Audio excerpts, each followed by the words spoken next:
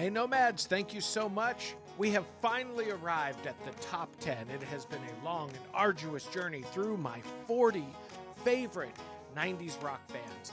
And if you've stuck around this long, hats off to you. So there's already been some pretty wild curveballs, some big surprises, even for me as I was doing this ranking. So the surprises won't stop here in our top 10. So before we get to that, real quick, let me get to a quick blurb and spiel. Here's where I'm going to ask you to like, comment, share, subscribe, check out my different social media sites. And if you like what I'm doing here on my YouTube channel, you can throw me a tip over on Venmo at One Man Duet. I appreciate any and all of that support. So let's roll the theme song and then get on into the top 10. Here we go. A band with just one dude, no reason to fret. I may pretend rock star, it's Nate's one-man duet. Yeah. All right, so excited. Who could it be at number 10? Again, we've kind of gone through a whole bunch. There's been some surprises, so let's see. Collective Soul. I love their style of guitar-oriented rock. I think all of the musicians in this band are incredible. The riffs they write are so great. I really love the vocals. It's well recorded, which from what I understand makes sense because the lead singer was like an audio engineer, so it makes sense that it's well recorded. And, you know, it's funny, this band, I've had a couple of chance encounters. I got free tickets when I was in college to go see them. It was the first time I saw them down in Tucson, and they were awesome.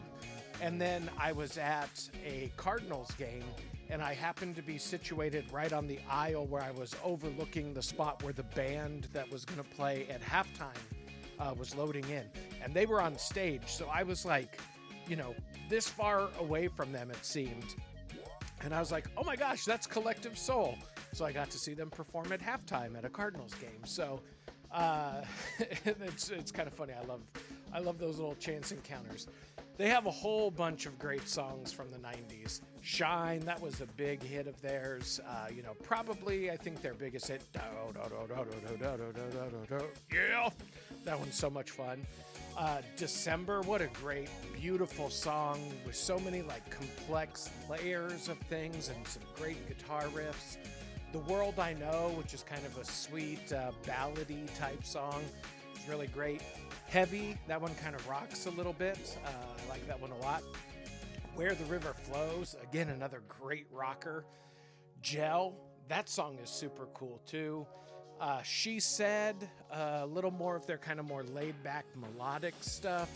Dandy Life, that may not be on a lot of people's list of favorite songs, but my wife and I love that one. Run, I mean, really showing off his vocal range. That song is incredible. Crown, again, that may not be one that is on a lot of people's list. It's like this kind of like airy, just beautiful song. I really like that one. Wasting Time and Heaven's Already Here. Those are two songs that I cover that I really just enjoy. I think that's from their first album. So Hints, Allegations, and Things Left Unsaid. Their whole catalog is great. Highly recommend them. Strong start here at number 10. So who could be number 9? Number 9? Let's see. Stone Temple Pilots. I mean, oh, what an iconic voice Scott Weiland had. You know, he was just an amazing artist.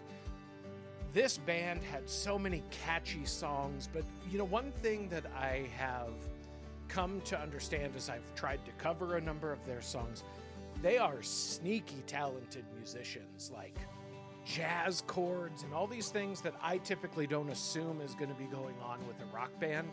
These guys are doing really complex musicianship. Just incredible. These guys are great. Favorite songs? Plush.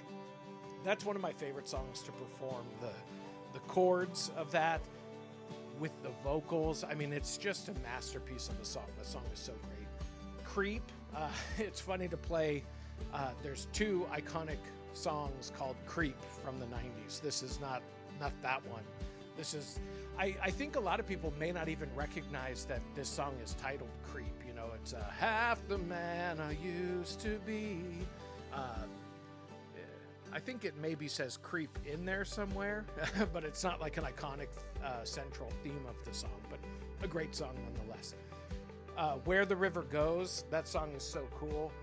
Sex Type Thing, Vaseline, what a cool, simple riff, but just done so well. Interstate Love Song, I mean, that's just an iconic song. It is so good. Big Empty with that bass line, which is just incredible. Unglued. Kitchenware and Candy Bars. Now, that's a weird song. Again, pretty far out there for a rock band, but I love that one. Down, that one rocks so hard. I love that song. And then Sour Girl, that's another just fantastic song. So there you are, Stone Temple Pilots, incredible band.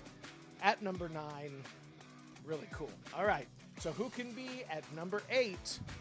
What surprise do we have in store? Sublime. Yeah, little Long Beach Dub All-Star style, right? Sadly, they had such a short career. You know, they were a band that just had such great vibes. They're just groove masters. Their bass player is like one of my favorite bass players. He is so good. And he just fit in. And Bradley's guitar playing, it's all just impeccable, you know. So favorite songs, Bad Fish, What I Got. Those are, Bad Fish in particular, I love playing that song. It is so great. Wrong Way, Santeria. Again, that's another song that I absolutely love. Always goes over well anytime I play it in front of a crowd. Always a crowd pleaser. Doing Time, that's another one of my personal favorites. Caress Me Down. You know, that song is the perfect blend of dirty and indecipherable if you don't speak Spanish, but I'm sure if I did speak Spanish, the dirtiness of that song would be multiplied. Smoke Two Joints, that's a really cool song. Pawn Shop, April 29th, 1992. Man, that song is so great. That's one that anytime it comes on the radio, I have to listen to the whole thing. I just love that song. Saw Red, one of their deeper cuts. That's a really cool song. Date Rape, obviously. You know, for a song that has a pretty controversial, even though it's like very anti, he's definitely anti-date rape.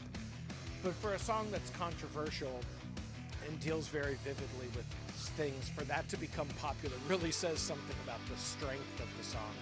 And then Boss DJ, what a cool song that is too. So there you go, number 8, Sublime. Now let's see what's at number 7. Who do we got? Oh, 311, man, these guys are so cool. You know, not often, once I did a little thought experiment for myself of like, if I could be in any band, what band would it be? And this was one of the first ones that I thought. There's just something about their inventive and unique style, you know, with their kind of dual lead singers, one who's doing some of the rap stuff, one who's more oriented towards the singing. Just so awesome. Such a wide range of styles that they do that always has kind of that like reggae, just awesome kind of undertones to it, and they do it all so well. So some of my favorite songs, you know, Down, that was a big one from early in their career. All Mixed Up, what a cool song that is. Don't Stay Home This Time, I love that one. Transistor, Beautiful Disaster, that's one that my 90s cover band covers, and man, it's such a complex song with those dual lead lines, but such a great song. Rub-a-Dub, that's a good one too, and then Come Original. So they're also a band that a lot of my favorite stuff was not in the 90s, so that's why it's kind of a short list for band number 7.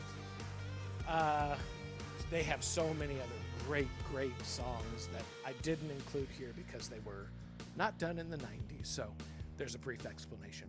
All right, so that's number 7. Let's see who's at number 6. Yeah, Silverchair. These guys are so amazing. They would be an incredible band, but it becomes more incredible when you find out that they were like young teenagers when they recorded their first album, which totally rocks. It totally kicks ass. It is such a great album. Frog Stomp, incredible. Creative and moving songwriting. Again, this guy is mature beyond his years. Daniel John over there, incredible songwriter, great guitar player, just amazing singer. I love this band.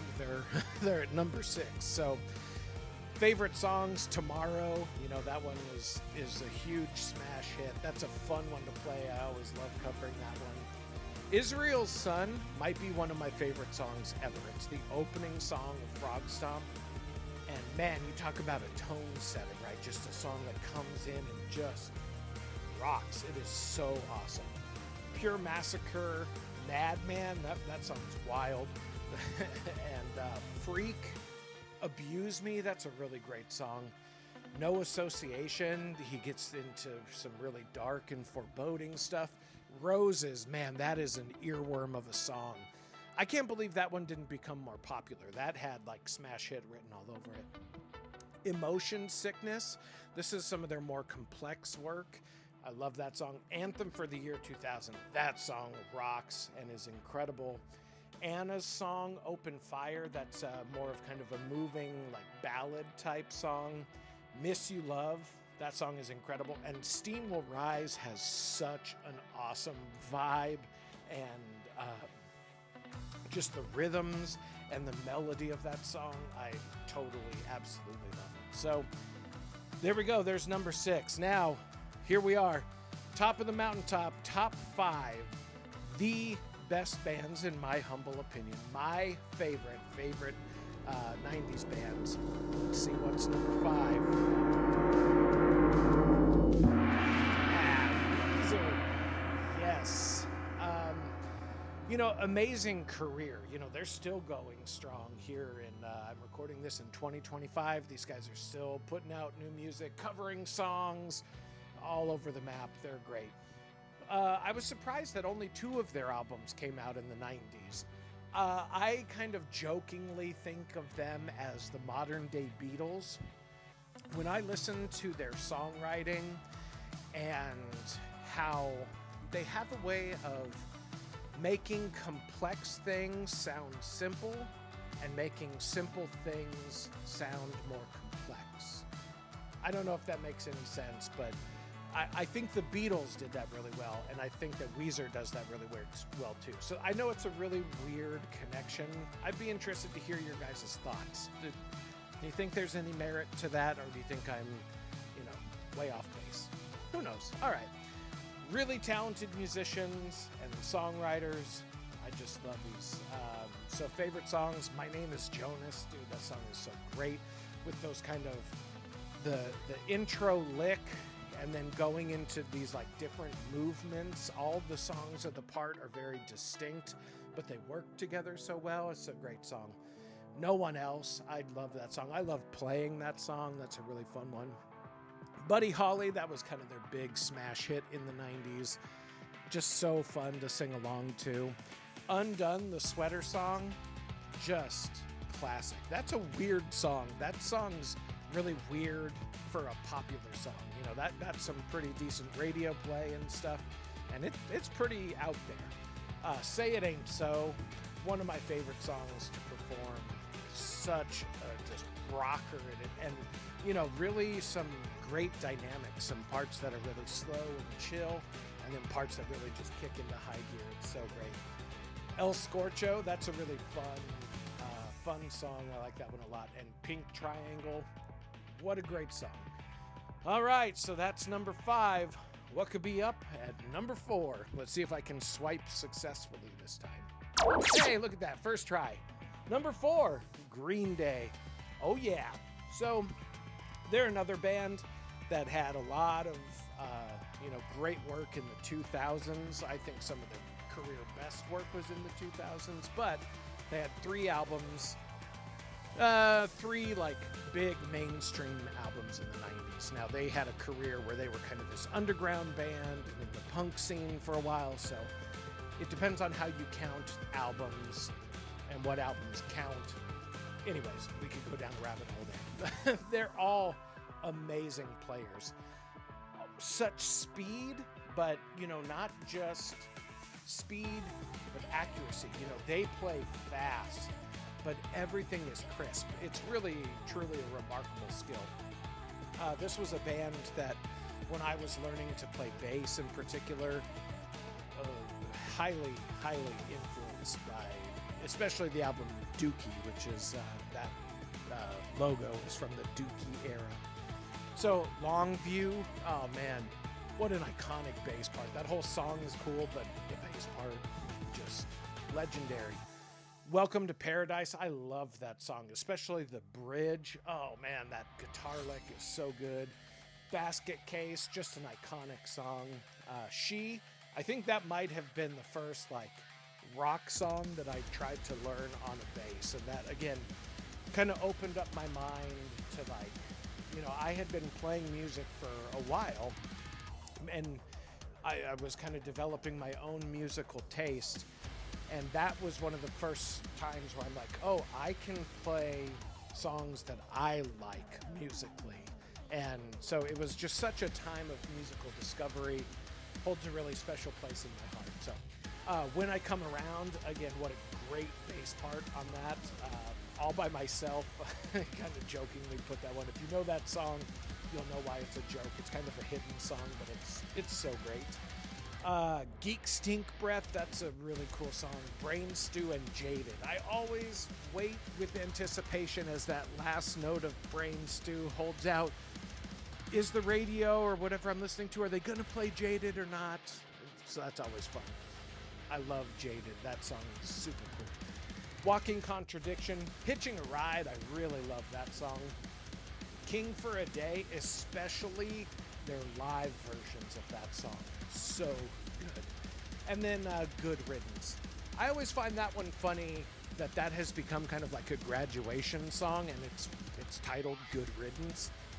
Most people think of it as Time of Your Life, which I think is the subtitle. But I always think that's so funny, like Good Riddance, okay, you graduated, bye. All right, who could be at number 3? This is the top of the top. Let's see. You might be surprised to hear. Let's see. Marcy Playground, right? Maybe not even a band that some of you are even that familiar with. Most people know Sex and Candy, right? That was kind of their big iconic hit. But this is a band that is so much deeper than their one-hit wonder. The songwriting is playful, silly, kind of childlike, but it's genius. And the musicianship. This is another band of sneaky, talented musicians, right? Again, everything that they're doing sounds kind of like sing-songy and silly, but every once in a while you'll catch like a bass riff, or the drums are always right on point. They are just so dang good. Go listen to them. Do yourself a favor if you're not familiar with them. I highly recommend. They only had 2 albums in the 90s, but I pretty much love every track from those 2 albums. But all of their albums are really great. So, of the 90s stuff, Poppies, I think that is such an underrated song. That riff is so fantastic. It is just, it's magical. I love the riff. Sex and Candy, we already talked about. Ancient Walls of Flowers, what a cool riff that song. Well, not even a riff. It's more of like the overall rhythm and vibe of that song is really cool. Opium, man, that song just kind of hits me right in the chest. I love that one. Dog and His Master, that's a really fun, that's one of their kind of like sing-songy type. The Vampires of New York. I often wonder if they didn't, What We Do in the Shadows, right? It's like Vampires of New York kind of foreshadowed that. I don't think they have anything to do with one another, but listen to that song and think of What We Do in the Shadows. You might get a chuckle out of it. It's Saturday. Dude, that song rocks. I love the melody of that song. It's so fantastic. America, that song is really, really wonderful. A little bit of like a ballad type. Great. Sunday Mail, that's another song that just, oh, I love that one. That one rocks. Pigeon Farm, that one's one of their kind of silly. They also did a like hidden track version of it where he does like an old-timey type performance. I actually think I might like that version better, but they're both great. Cool song. Never, oh man, that's again, this guy could deliver vocal performances that were just like, oh my gosh, they're so good. There's something about how they recorded. It's just incredible. And then Our Generation, that is one of my favorite songs to cover. I'm so sad that it's not a song that people don't know more thoroughly, because man, is it good. So there you go. Maybe a big surprise here on my number 3.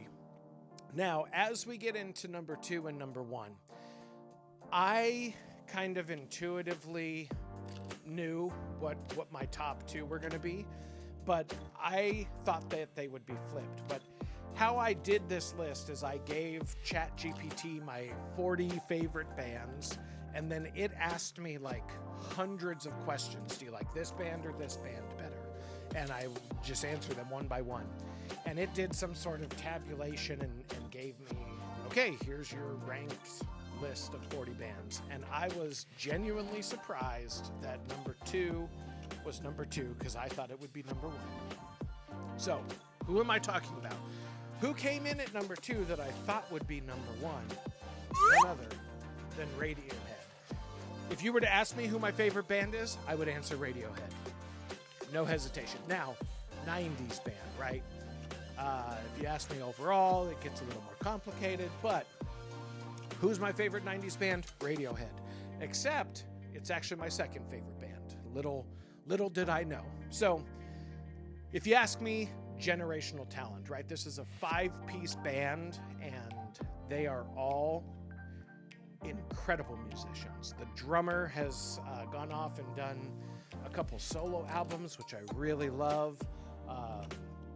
It's hard to say who's the lead guitar player, but Johnny Greenwood has done like movie scores and, just a bunch of musical genius stuff.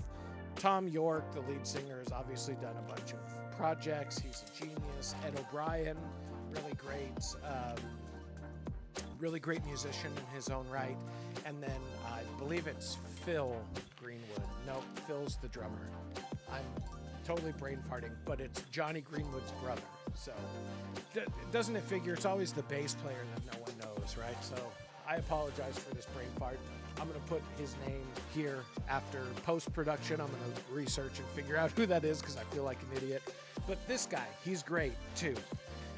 They're all truly inventive on their instruments. And, the guitar players, there's 3 of them. They also play keyboards, or sometimes they're doing percussion, or, just always inventive instrumentation, and they always do the right thing. Like I can't imagine the depths of musicianship in this band is truly incredible.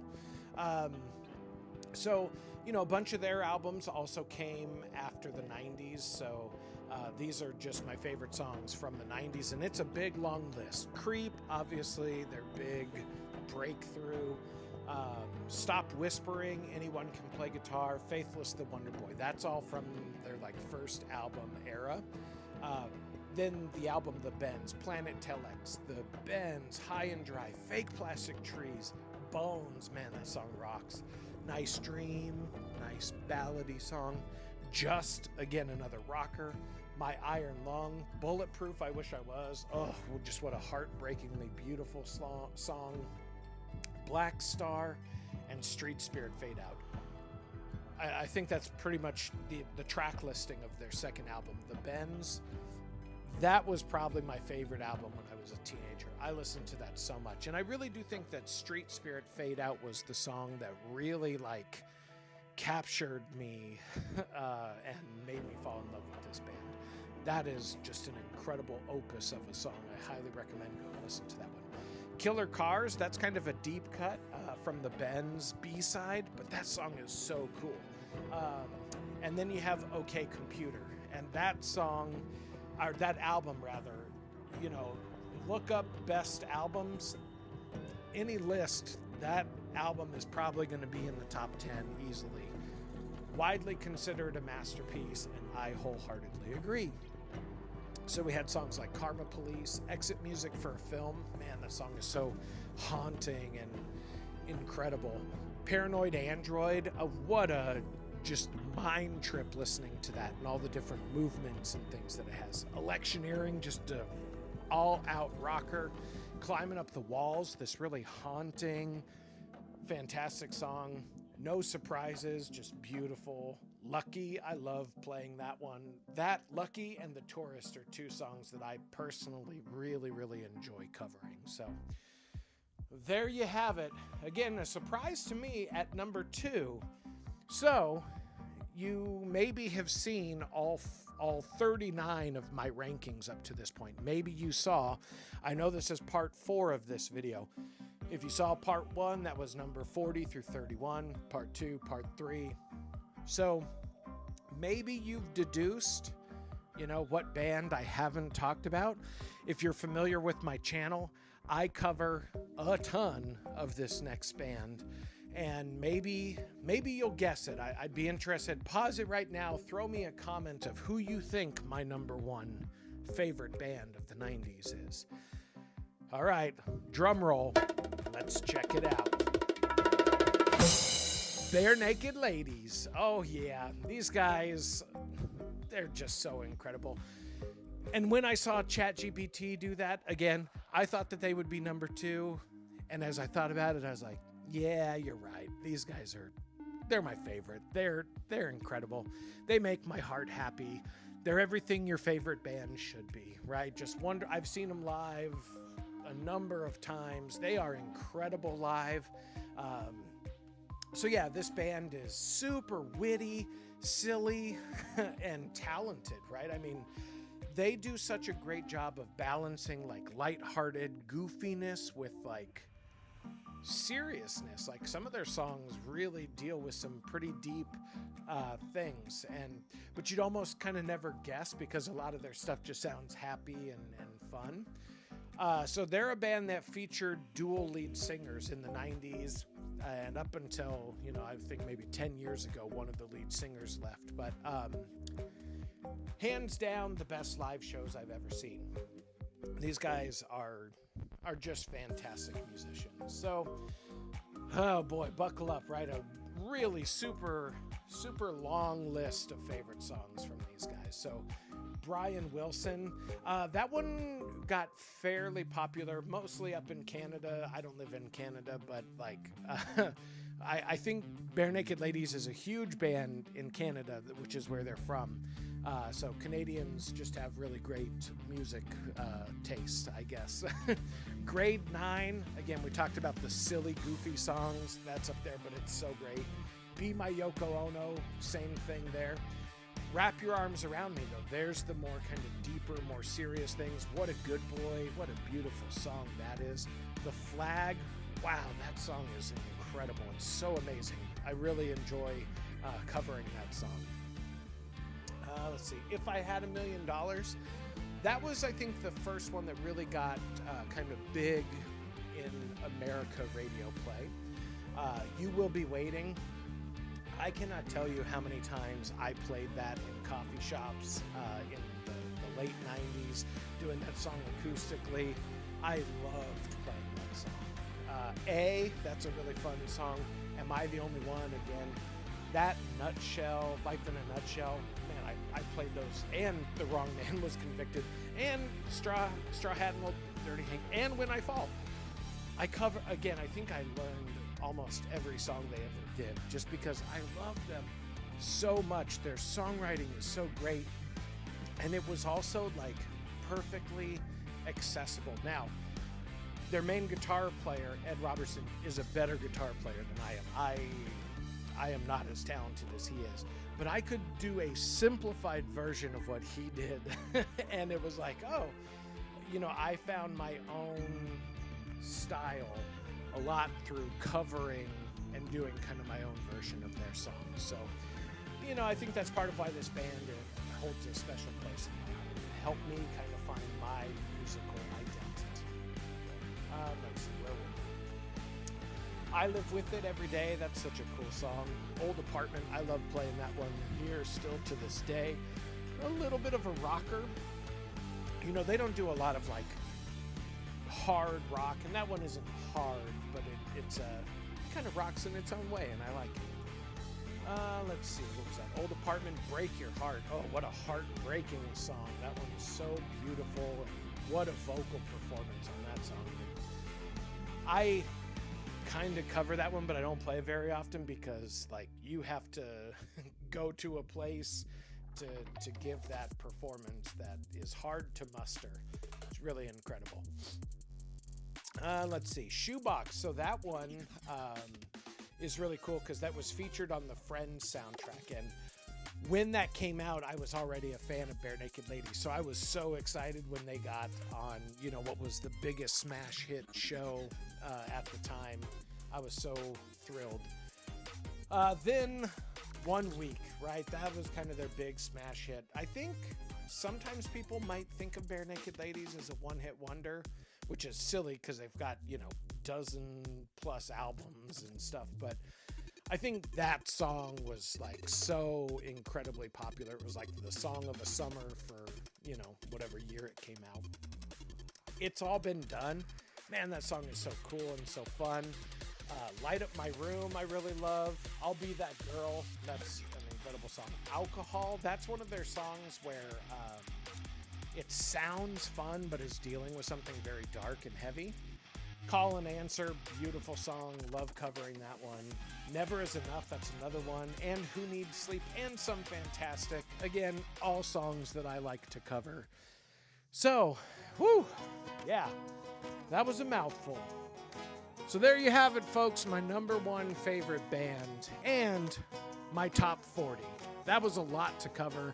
I had a really fun time doing it, so I hope you had fun watching. And please do comment. Let me know. You know, this is purely subjective. This is just my opinion. This is what I like. I'm not saying these are the best bands or any of that. Just my personal favorites. So I'm interested to hear your personal favorites. What would you put in your top 5, your top 3, your top 10? Heck, if you're really ambitious, what's your top 40? It's quite a project. But thanks for watching, guys. Thank you so much. Hope you check out the rest of the videos here in my library, and have yourself a good rest of the day. Later.